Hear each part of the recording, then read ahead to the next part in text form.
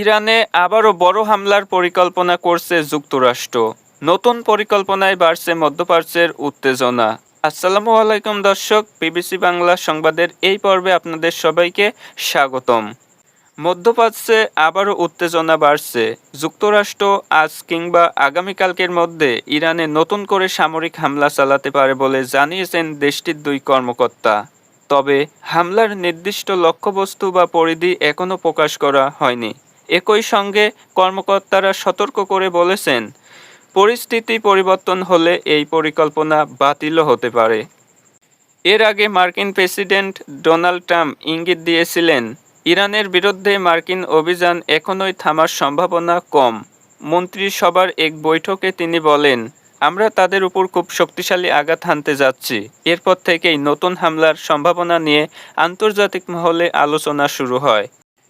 তবে সর্বশেষ পাওয়া তথ্যে জানা গেছে, শুক্রবার রাত পর্যন্ত নতুন কোনো হামলার আনুষ্ঠানিক ঘোষণা দেওয়া হয়নি। একইভাবে ইউএস সেন্ট্রাল কমান্ড বা সেন্টকমও গত বৃহস্পতিবার ও শুক্রবার ইরানের বিরুদ্ধে নতুন কোনো সামরিক অভিযান নিশ্চিত করেনি। এর আগে চলতি সপ্তাহের শুরুতে যুক্তরাষ্ট্র জানিয়েছিল, জর্ডানে মার্কিন সামরিক ঘাঁটিতে ইরানের হামলার চেষ্টার জবাবে তারা এক দফা বড় ধরনের সামরিক হামলা চালিয়েছে। অন্যদিকে ইউকে মেরিটাইম ট্রেড অপারেশন জানিয়েছে, হরমুজ প্রণালীর কাছে একটি তেলবাহী ট্যাঙ্কার ক্ষেপণাস্ত্র হামলার শিকার হয়েছে। তবে এই হামলার জন্য কে দায়ী তা এখনও নিশ্চিত হওয়া যায়নি।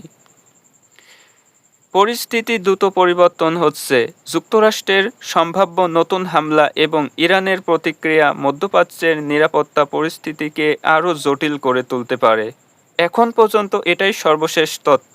নতুন কোনো আপডেট পাওয়া গেলে তা পরবর্তী ভিডিওতে জানানো হবে। ধন্যবাদ সবাইকে এতক্ষণ সঙ্গে থাকার জন্য।